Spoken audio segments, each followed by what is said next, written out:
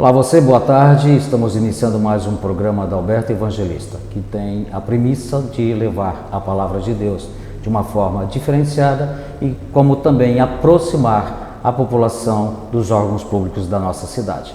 E hoje está aqui conosco pastora e psicóloga Márcia Geraldi, que vai estar e estaremos conversando um assunto muito importante, bem atual, que você já vai ficar sabendo qual é. Pastora, fica à vontade.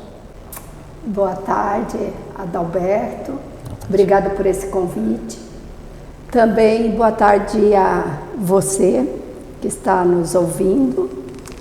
E que bom podermos estar aqui discutindo um assunto tão relevante, né, Adalberto? Sim. Muito obrigado por ter aceito este convite. Foi aí um bom embate, algum tempinho conversando e conseguimos trazer hoje a psicóloga Márcia Geraldi para conversarmos. Eu vou apresentar o currículo dela e praxe, né? Está aqui na minha mão.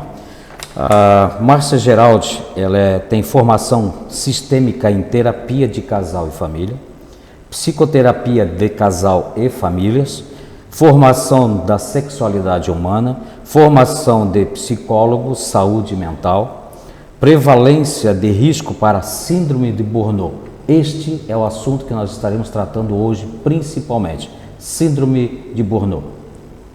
Você já ouviu falar sobre isso? Se ainda não, fique atento aí. E também tem licenciatura em Ciências da Religião. Algo a mais a acrescentar aqui neste currículo? Não. Tá tranquilo? Tá tranquilo. Tá tranquilo.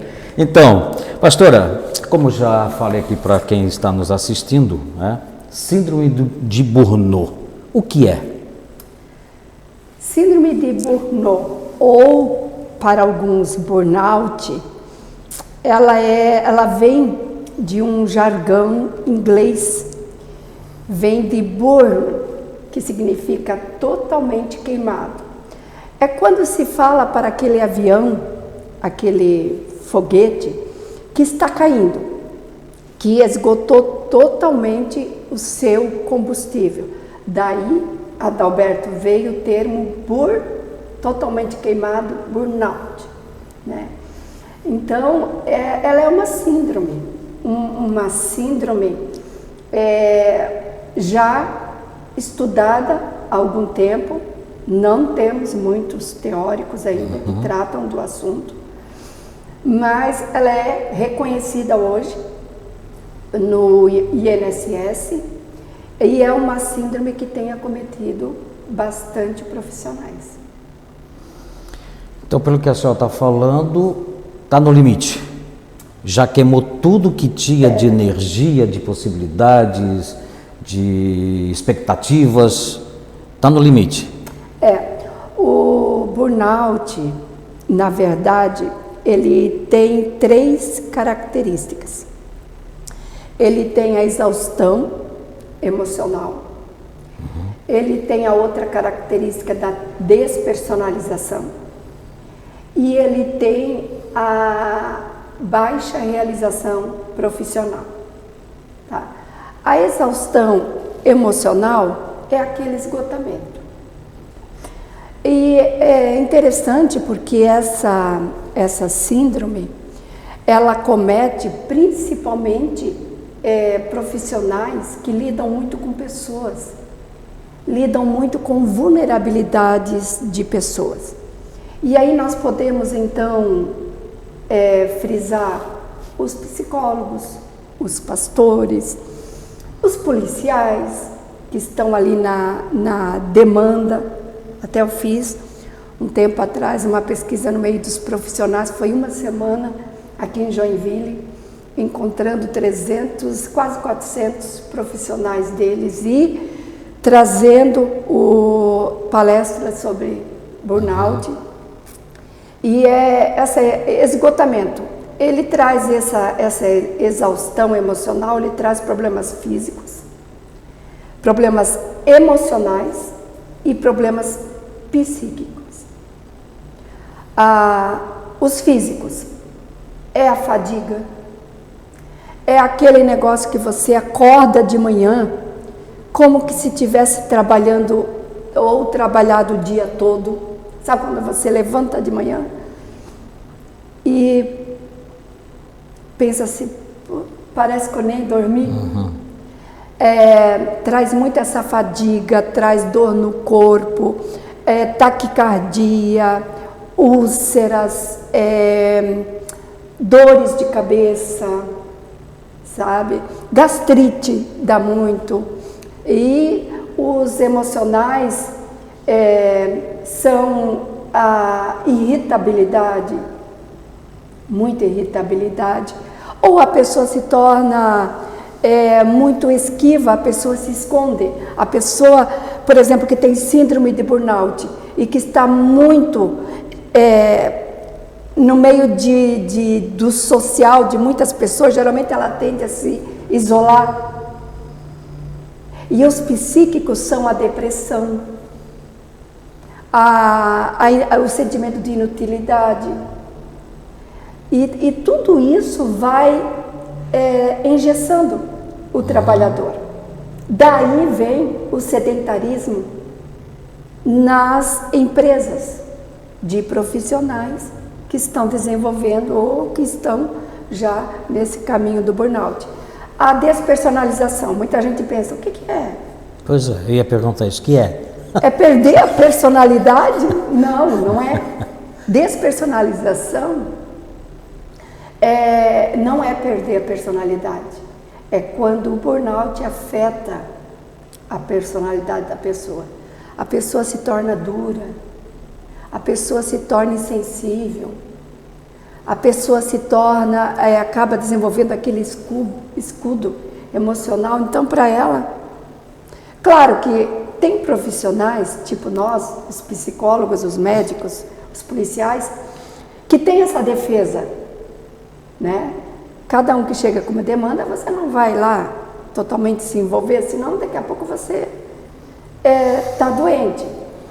Mas tem um limite de defesas, tem um limite para desenvolver isso, para não se envolver muito emocionalmente. A partir do momento que esse limite você não consegue mais estipular e traz, por exemplo, essa falta de empatia, essa falta de emoção para dentro de casa, com a tua família, com a tua esposa, com os teus filhos, com a tua família, ou com os teus amigos de profissão, aí,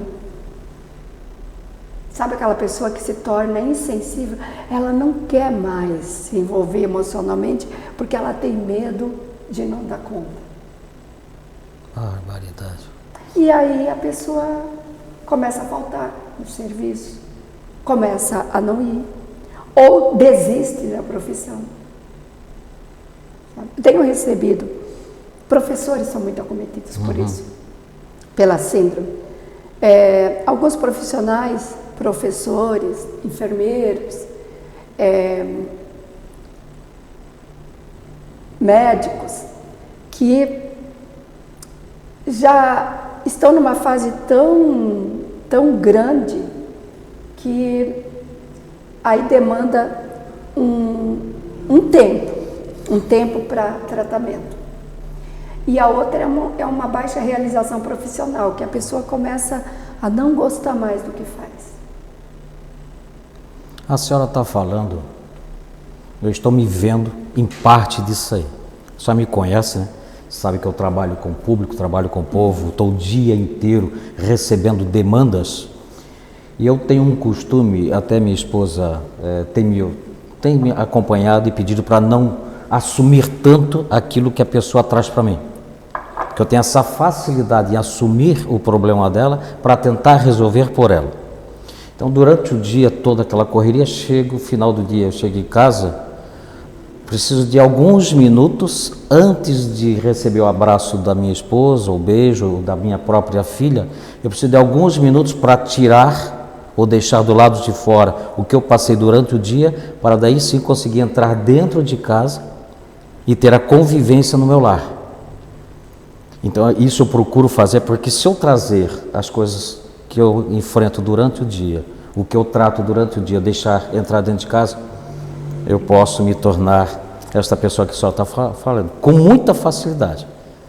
Então, tenho procurado e tenho conseguido, graças a Deus, até que tem me ajudado bastante, conseguido fazer esta separação para não entrar nessa insensibilidade de não ouvir a esposa, de não ouvir a filha, de confundir as coisas do trabalho com o da casa. Você está nos assistindo, continue aí, tá? Tem muita coisa ainda para você aqui, por favor. Essa despersonalização, né? Que a gente já está falando aí. Então, não é deixar de lado a personalidade. Não. Impressionante. E isso que você faz, a maioria das pessoas fazem, que é quando a pessoa chega de uma longa jornada de trabalho e que lidou com a vulnerabilidade, famílias disfuncionais, aquele problema da comunidade, ou a pessoa chega em casa e muitas vezes eu costumo rir com os meus pacientes, né? Porque muitas vezes chega o corpo, mas não chega a alma. Dali a uns 20, meia hora, chega a alma. Já está chegando. Né? Então, eu costumo até indicar e sugerir para eles, né? Quando você chega em casa, você entra na gavetinha do nada e pede para a esposa assim, me dá um tempo. Me dá um tempo para me desligar. Alguns precisam tomar um banho, outros precisam fazer um lanche primeiro e tal, para desconectar de um ambiente, para ir a gente fica naquela caixinha do nada. Alguns gostam de olhar a TV, né? Ficar na caixinha do nada para desconectar, para depois ver. E uma coisa também que a terapia ela faz muito isso, é ajudar a pessoa que está com burnout a desenvolver ferramentas para lidar com isso. Por exemplo, a saber distinguir o que é meu e o que é do outro. O que o outro tem que resolver e dizer bem, isso não é meu problema, isso é problema seu, né? Você quer que eu dou uma sugestão? Porque às vezes, né, Alberto, a gente entra em balaio de gato quando não é convidado. Com certeza. Né? Procura, né, o negócio? A gente procura Golias lá na esquina. Isso. Coisa assim que nem é pra gente. Verdade. Então, na terapia, esses recursos assim de organização interior, de saber o que é meu, o que é do outro, de colocar limites nas coisas, ela é muito trabalhado, isso. Porque as pessoas com síndrome de burnout geralmente são aquelas que não sabem dar limites, que não sabem dizer não, ou que é aquele papalégua, que tudo que todo mundo pede, ele aceita. Mas ninguém aguenta isso por muito tempo, sabe? Eu sou uma prova viva disso, porque eu desenvolvi o burnout. Eu trabalhei como pastora há mais de 30 anos. E eu estava na minha primeira graduação quando eu comecei a sentir os primeiros sintomas do burnout. Mas na época nem se falava nisso, né? E eu trabalhei como... Eu era muito jogada na forma de acolher muito vulnerável. Eu ia para os bairros, eu estava lá com aquele que estava precisando. E vida de pastor, você sabe como que é, né? Sim. Muitas vezes você tem que ir num casamento pela manhã, tem que estar com o sorriso aqui. À tarde você vai no velório, às vezes a família é enlutada e você chora junto. Sim. E à noite você tem que estar na comunidade, tudo bem. E isso foi 30 anos. Então eu comecei a me desgastar e os primeiros sintomas apareceram. Eu sempre gostei muito de atender as pessoas que eram carentes, as pessoas que estavam com problemas familiares, mas teve um tempo que eu não, quando eu ia atender essas pessoas, eu sentia taquicardia, suor frio, meu coração disparava. E eu pensava, isso deve ser nada, né? Isso deve ser coisa da minha cabeça. E eu fui levando com a barriga isso. Isso foi mais ou menos em 2005, mais ou menos. Até que veio um profissional na minha graduação, que não era psicologia, era uma outra, dessa ciência da religião, e falou sobre essa síndrome. E eu conversando com ele, ele falou, procura um profissional, porque senão você vai travar. Você está há muitos anos nessa profissão e nunca se deu um tempo. Eu não tirava férias. As minhas férias eram uma semana, 4 dias, 5 dias, eu fugia para a praia, mas muitas vezes eu levava problema para lá. Então, até que eu realmente travei. Eu travei no sentido de não conseguir mais trabalhar. Então, eu precisei de um profissional psiquiatra, eu precisei de um psicólogo, eu precisei ser medicada, porque o tratamento para burnout é isso, são medicamentoso. É medicamentoso, são as sessões de terapias, muitas vezes ir mais devagar naquilo que faz e muitas vezes até mudar o jeito que faz.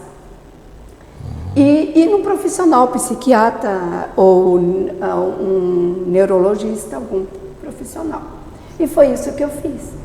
E quando eu estava já no final do tratamento, eu comecei a ver muitos amigos meus indo pelo mesmo caminho e apresentando os mesmos sintomas que outrora eu tinha. E eu pensava, aqueles que eu podia, que eu tinha mais liberdade, eu conversava e alertava, olha, tome cuidado. Eu alertava, mas como fazer para ajudar mais essa galera, para que eles não caíssem no mesmo poço que eu caí? Então, eu fui me formar. Foi 5 anos de psicologia presencial, todo dia, muitos estágios, até me formar. E depois, o meu estudo de formação foi na área de burnout. E eu fiz com os pastores de Joinville, de várias denominações. Na época, os luteranos não estavam junto, eu fiz do Conselho de Pastores. Na época, os luteranos não estavam lá, pediram para mim fazer uma pesquisa separada com eles, fiz. E o que eu observei? Um índice lá em cima de exaustão emocional, de burnout. Antes da senhora entrar nessa pesquisa, eu estou me perguntando, e provavelmente quem está nos assistindo está se fazendo essa pergunta também. Estresse e burnout, eu vou usar a sua expressão, né, burnout, é a mesma coisa ou tem diferença nos sintomas de estresse e burnout? É uma boa pergunta. Muita gente me pergunta isso. O estresse, ele tem características positivas e negativas. O estresse crônicos, ele é totalmente negativo. É quando a pessoa começa a produzir muito hormônio do cortisol e adrenalina. Pensa, uma pessoa com estresse crônico e mesmo à noite, de dia, produzindo ali, isso é negativo. Mas o estresse positivo, o que é? É aquele estresse, por exemplo, você está diante do leão, e é aquela adrenalina que te faz correr do leão, que te faz te proteger. É aquela força, a gente chama na psicologia aquele libido, que não é sexual, mas aquela potência de vida, que te faz correr atrás dos teus objetivos, que dá aquela empolgação. Então, aquele estresse que te leva a conquistar, isso é positivo. E o estresse crônico, que daí a pessoa perde totalmente o equilíbrio, que até é uma comorbidade do burnout, né?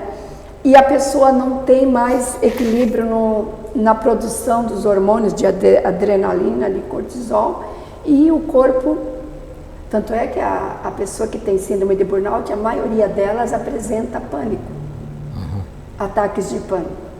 Porque é quando o corpo começa a produzir cortisol e é como se ela estivesse diante de um leão ali. Já atendi pessoas que chegam na minha sala dizendo: eu estou com medo de morrer, estou com medo de infartar. Realmente o coração da pessoa. Então e o burnout, ela tem só a característica negativa, ela não tem a positiva. Não. Tá aí a diferença. Entendeu a diferença entre estresse e burnout?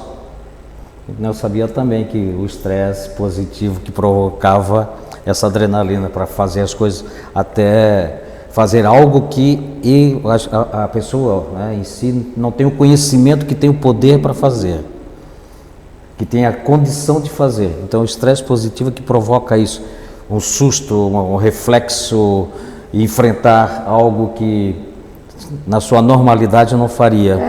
É igual aquele pai, interessante, por exemplo, que o carro, a criança está numa rampa e o carro volta um pouquinho e o pneu pega na perna do filho. O que o pai faz? Na adrenalina, no estresse, levanta o carro. Né, para a esposa tirar a perna do filho. Mas, depois que passa tudo, ele vai tentar fazer. E não consegue. Não consegue. É aquilo que te dá aquela potência. E aí depois a pessoa pensa: nossa, como é que eu consegui? Pois é, interessante. Né, a pessoa com burnout, quando os corredores, eles têm um jargão que diz assim: bati no paredão, cheguei no paredão, que é quando o corredor ele chega numa exaustão tal que o corpo deu o que tinha. Então, quando ele bate naquele paredão, o que tinha de calorias para queimar, ele queimou. Dali em diante, o que tinha de gordurinha, por exemplo, ele queimou. Dali em diante, o corpo começa a queimar coisas relevantes, né? Então, o burnout é assim: o corredor bateu na parede, mas ele continua. Então, é aquela exaustão. A pessoa é um avião que está voando e de repente acabou o combustível e começa a cair. Alguns talvez fossem me perguntar: tá, como é que você conseguiu superar o burnout e hoje atender pessoas, né? Olha, eu fiquei de licença 2 anos. Enquanto isso, eu fiquei em tratamento, eu fiquei fazendo exercícios, eu fiquei cuidando do meu emocional, muita terapia, para aprender a dizer não, para aprender isso posso, isso não posso. E para aprender, porque a terapia é bom para isso, né? O autoconhecimento. Então, e hoje eu digo isso. Se eu soubesse o quanto é bom fazer terapia, logo que eu nasci eu teria dito para minha mamãe assim: psicólogo. Te dá nova perspectiva de vida, porque você começa o autoconhecimento e daí te abre caminhos, né? Para enfrentar as demandas da família, as demandas com os filhos, as demandas profissionais. Certo. E principalmente os pastores, né? Pois a senhora estava entrando ali na questão da pesquisa, né? Do estudo que fez com os pastores. Qual é o resultado? Primeiro, quantos pastores, né, a senhora conseguiu trabalhar e qual foi o resultado disso aí? Eu sei que a senhora já estava falando há pouco que o índice de burnout, de casos, de sintomas foi altíssimo. E qual foi o resultado dessa pesquisa? E o que tem trazido de efeito para eles, né? E a senhora tem feito algum acompanhamento ou não? Como é que está isso aí? Por favor. Eu tenho, assim, são os profissionais que mais, pelo menos que eu tenho tido experiência, né? com testes, porque o burnout, como é que ele é diagnosticado? A pessoa vai num profissional, num neurologista, ou psiquiatra, ou psicólogo, e principalmente os psicólogos, eu costumo fazer assim, eu faço testes psicométricos, para ver o clima organizacional, para saber a história da família, para saber o nível de estresse, para saber como essa pessoa está emocionalmente. E eu faço esses testes e as demandas que têm me vindo muito são os pastores, policiais, enfermeiros, professores, sabe? São demandas assim de envolvimento com a vulnerabilidade do outro. Uhum. E essas profissões, esses profissionais, eles desenvolvem algumas defesas. Quais são as defesas? É aquela síndrome do salvador da pátria. Eu dou conta, deixa comigo que eu pego. Pode contar comigo. É o salvador, e muitas vezes nem é a comunidade ou nem é a própria pessoa. Os policiais, eles vivem matando o leão todo dia.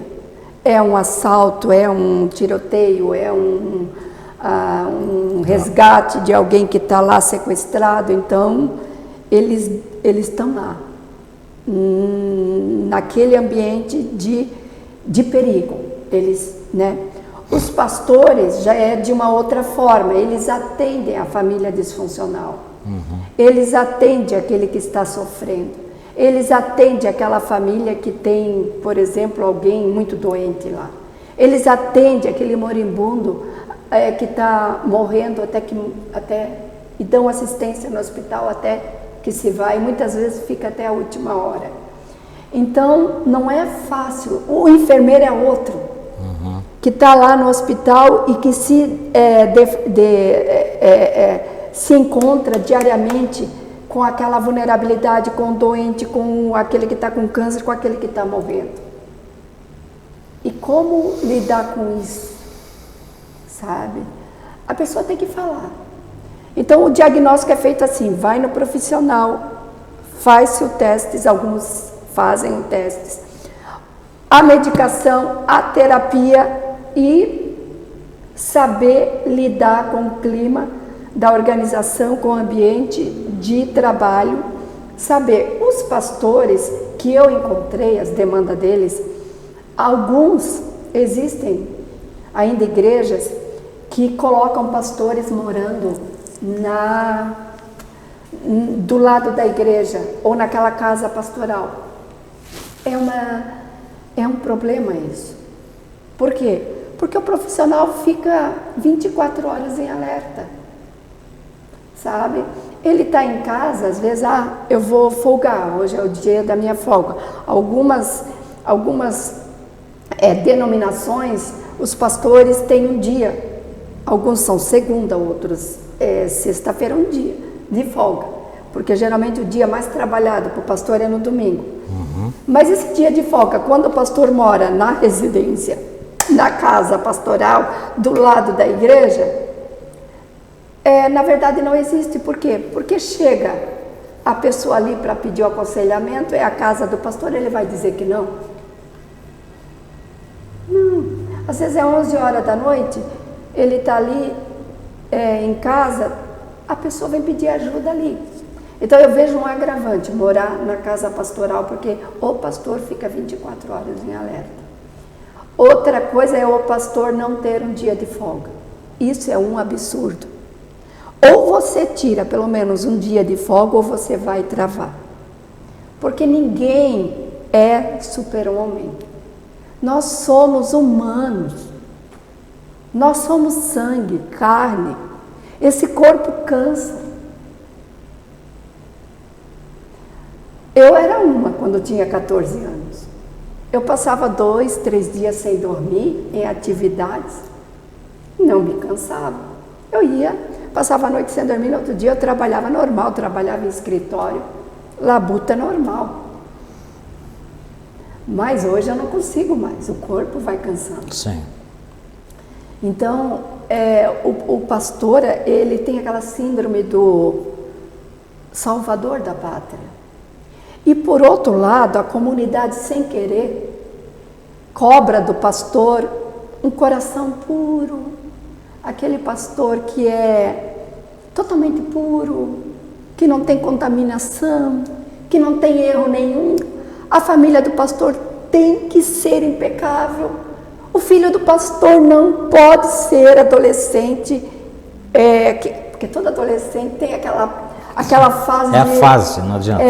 Não, mas o filho se cobra muito do pastor e da família do pastor esse perfeccionismo. Então ele tem que ter o coração puro, tem que ter muita inteligência, porque ele tem que estar sempre atualizado com as notícias, as mídias sociais, ele tem que sempre estar. Ai dele, se alguém manda um WhatsApp, ele não responde. E o pastor tem que ter uma pele de rinoceronte. É aquele que está no casamento de manhã, que está no velório à tarde e que está na comunidade à noite. É aquele que passa a manhã como uma pessoa em estado terminal no hospital, mas que vai no casamento ou vai no aniversário à tarde e vai no casamento à noite. Então, olha a demanda. Se cobra isso do pastor. E isso, olha, isso é um prato cheio para a síndrome de burnout. Imagino. E assim, depois que a pessoa está...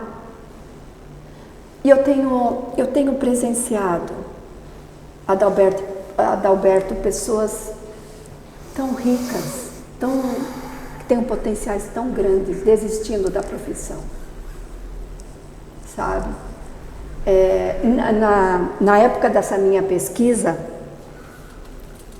naquele ano houve 3 suicídios de pastores. Agora eu nem tenho mais acompanhado. Mas naquele ano da minha pesquisa, você me perguntou quantos pastores, de várias denominações eu fiz da pesquisa, mas na época foi quase 50, de várias denominações que eu fiz. De estar presente, de ir na igreja, de averiguar lá o ambiente que ele convive. E os policiais da polícia militar, de todo o setor, né, de defesa daqui de Joinville, também eu estive bem presente. São profissionais maravilhosos, mas que estão em perigo, né?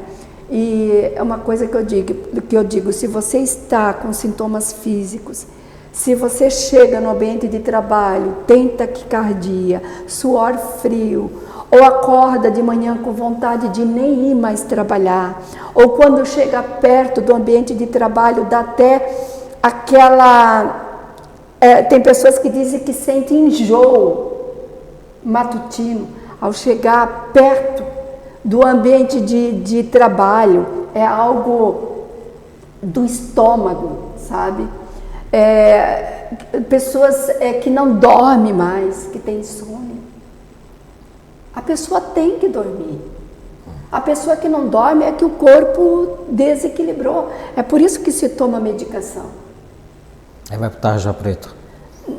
Porque é assim, ó. Vai pro tarja preto para dormir. Assim, por exemplo, se você for diabético ou eu, o que é diabetes? É quando o meu corpo não produz o hormônio da insulina. O meu corpo é desequilibrado e não produz esse hormônio da insulina. O que eu vou fazer? Eu escolho duas alternativas. Eu morro, porque eu vou morrer, se eu não repor a insulina, ou eu busco o hormônio que está faltando. Muitas vezes, Adalberto, o nosso corpo ele se descompensa de tal forma que ele para de produzir a serotonina, que é o ambiente do prazer. Ele para de produzir alguns hormônios e ele começa a produzir outros Por exemplo, ele começa a produzir cortisol. Cortisol é luta, é enfrentar o leão 24 horas. E daí o meu corpo produzindo cortisol 24 horas vai me dar um infarto? Vai me dar problema cardíaco. E daí a ansiedade. Então, se o meu corpo não está produzindo alguns hormônios, eu preciso ir atrás para ver. E muitas vezes eu preciso tomar, não quer dizer que eu vou morrer tomando medicação, tomando antidepressivo. Eu vou tomar, eu costumo dizer assim, ó, quando você aprendeu a andar de bicicleta, a maioria de nós aprendeu com alguém segurando a bicicleta. Aí depois que a pessoa embalava ali, a pessoa, o que estava segurando, largava. E depois que eu aprendi, nunca mais meu pai precisou segurar a bicicleta. O segurar a bicicleta é a medicação e a terapia, que fica segurando a bicicleta até a pessoa equilibrar. A pessoa equilibrou, aprendeu, o médico começa a fazer o desmame, como foi comigo. Ah, vamos tentar tirar. Funcionou? Vamos tentar tirar. Funcionou? Até que não precisou mais. Então é assim, ó, enquanto o corpo está descompensado, é duas decisões. Ou você trata ou você morre. Ou você para. E aí, aqueles profissionais que precisam do salário para cuidar da família. E que a profissão não dá aposentadoria, ou que não pode se aposentar, ou que não paga o INSS. Então é melhor tratar, é melhor a prevenção, não é? Com certeza. E o nosso horário se findou praticamente. O assunto é muito interessante, importantíssimo, tem bastante coisa que eu falei no início.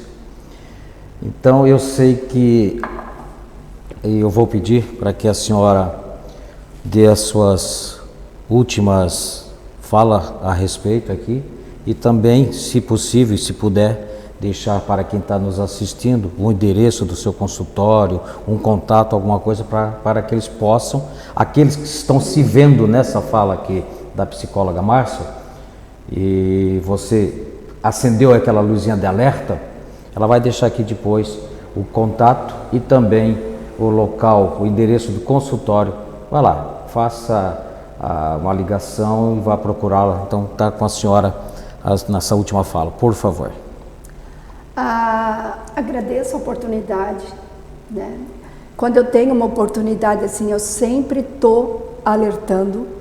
Quem cai num poço não quer que o outro caia, né? A menos que seja masoquista, eu não sou. E se você está com esses sintomas, procure ajuda. Procure ajuda profissional. Ou de um psicólogo, ou de um neurologista, ou psiquiatra, procure. Procure antes que você trave no meio do caminho. Antes que traga consequências para você e para a sua família. Eu estou como profissional ali na Rua Timbó, no Centro Integrado de Psicólogos, com outros profissionais ali. O meu celular, eu acho que você pode colocar depois da palestra, pode ser?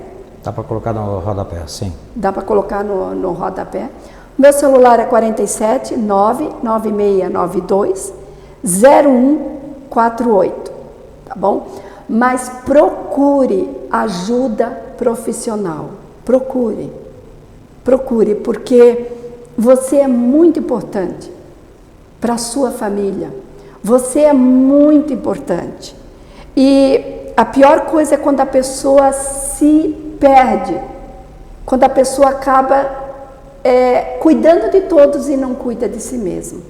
E aí acaba que um dia a pessoa trava e não consegue mais cuidar de ninguém nem de si mesmo. Verdade. Não é? Com certeza. Então eu agradeço por esse momento, viu, Adalberto? Agradeço por estar aqui.